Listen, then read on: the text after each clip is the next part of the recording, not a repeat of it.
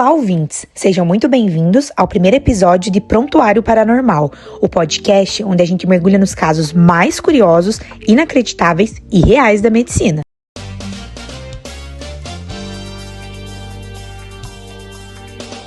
Hoje vamos falar de um tipo de pesquisa muito importante, mas que às vezes é um pouquinho subestimado, o relato de caso. E para provar que a medicina é imprevisível e cheia de mistérios, trouxemos 4 relatos bizarros que realmente aconteceram. Se preparem! Mas primeiro, quero dar as boas-vindas para as nossas convidadas, 4 especialistas em clínica médica, com vários artigos relevantes publicados e muitos anos de experiência prática.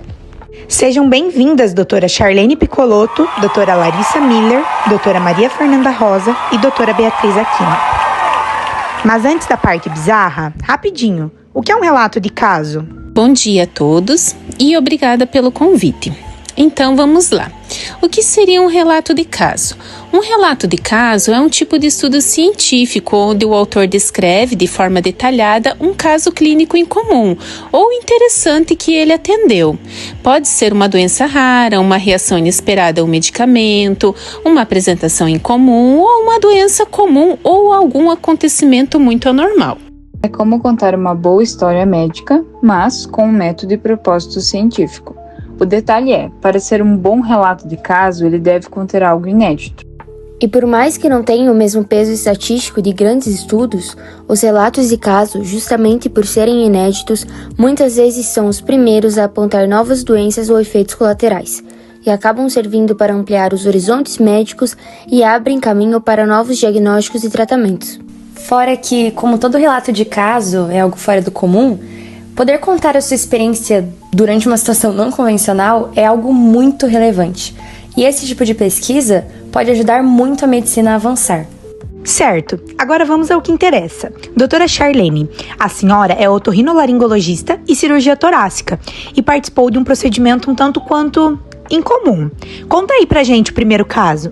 Esse caso é muito bizarro. Se preparem, hein?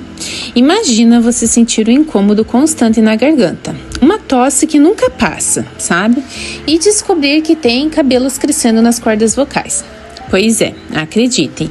E isso aconteceu com um homem que passou por uma reconstrução cirúrgica da cartilagem da traqueia e também um autotransplante de pele. Alguns anos depois, ele começou a apresentar rouquidão, dificuldades respiratórias e foi identificada uma úlcera necrosante sublaríngea. E, além disso, a colonização de bactérias e fungos em meio à queratinização e crescimento de folículos pilosos que já haviam se iniciado na traqueia. Só que ele era um fumante crônico, o que levou à irritação crônica da mucosa. E, somado à administração de antibióticos, acabou favorecendo o crescimento dos folículos capilares naquele epitélio, que é o tecido que recobre o interior da traqueia. Eu li esse relato. Que pesadelo! O cara literalmente tossia cabelo. Pelo que entendi, o início do crescimento capilar foi mesmo desencadeado pelo tabagismo e só passou após ele parar de fumar e o tratamento de coagulação com laser de plasma de argônio. Muito interessante esse caso. Não gosto nem de imaginar. Esse caso foi tão fora do comum que virou um relato de caso em revista médica, mas a ciência agradece. Doutora Larissa, a senhora é pneumologista, já atuou em diversos países e traz muita experiência consigo. Poderia nos contar um de seus casos mais icônicos, por favor? Imagina descobrir que uma árvore está crescendo dentro do seu pulmão. Um paciente carregava há mais de 30 anos um pedaço de madeira cravado no brônquio, que foi um resultado de um acidente com uma ferramenta usada para colher seiva de árvores. Essa madeira ficou lá dentro, causando tosse e sangramento. Só quando foi removida, ele conseguiu melhorar. Um caso incrível que nos mostra como o corpo pode conviver com objetos estranhos por décadas. Então, esse caso me chocou quando eu li. Afinal, em toda a literatura, é muito raro encontrar casos de corpos estranhos traqueobrônquico que não seja por conta de um projétil ou algo semelhante. Exatamente. Esse caso só comprova a importância de se considerar a fundo a história do paciente. Uau! Eu também pensei que essas histórias eram apenas conversas da minha mãe. Agora, doutora Maria Fernanda, que é neurologista, ouvi dizer que a senhora tem um caso bem delicado, mas muito interessante. Conte-nos mais, estamos curiosas. Esse caso realmente me deixou surpresa. Um paciente aqui do Brasil sofreu um AVC subcortical no lado esquerdo do cérebro, com hipoperfusão em várias áreas. Aí depois da recuperação, ele começou a doar tudo que tinha. Dinheiro, bens, sem pensar nas consequências. Doava até para desconhecidos na rua. A família dele estava desesperada. Esse caso pode ser caracterizado como uma falha no controle de impulsos provocados pelo AVC. Nossa, isso mostra como o cérebro é complexo, né? Lesão no estriado e córtex orbitofrontal podem mexer exatamente nesses impulsos e no julgamento social. É um alerta para a gente ficar de olho nas mudanças comportamentais depois de um AVC.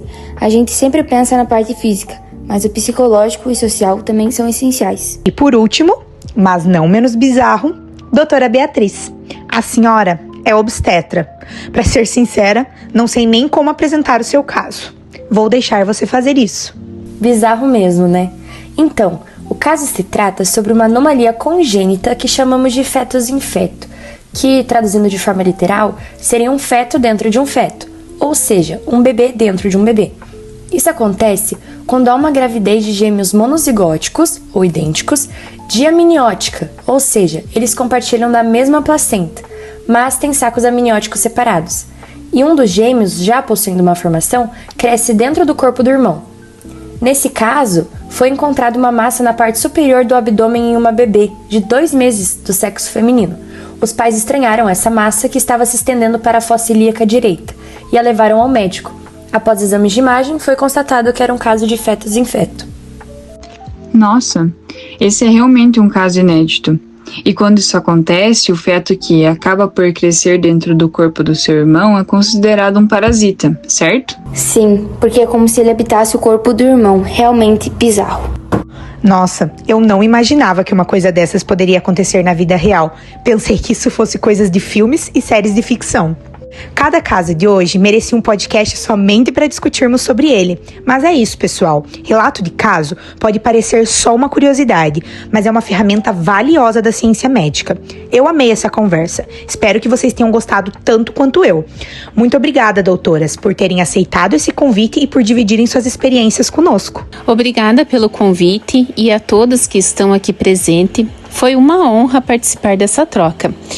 Esse tipo de pesquisa ajuda a levantar hipóteses, gerar novas pesquisas e até salvar vidas com descobertas inesperadas. E vamos combinar, também rendem histórias que ninguém acreditaria se não estivessem publicadas em revistas científicas, tanto que todo relato de caso deve ser produzido, se não por um profissional, sob a orientação de alguém que possua formação na área do tema, para que seja algo confiável, válido. Entende? No mais, obrigada pelo convite. Foi um debate enriquecedor, com certeza. Também fiquei muito feliz com a nossa conversa, doutoras. Espero que possamos ter mais encontros como esse. Obrigada. Muito obrigada. Foi uma honra participar do podcast e poder compartilhar um pouco da minha experiência com um relato de caso. Conversar sobre desafios, aprendizados e nuances que envolvem esse tipo de trabalho foi extremamente enriquecedor. Então, por fim, agradeço imensamente pelo convite, pela troca tão respeitosa e construtiva e espero que o episódio contribua com quem está na prática e também com quem está em formação. Nos encontramos no próximo episódio de Prontuário Paranormal. Até lá!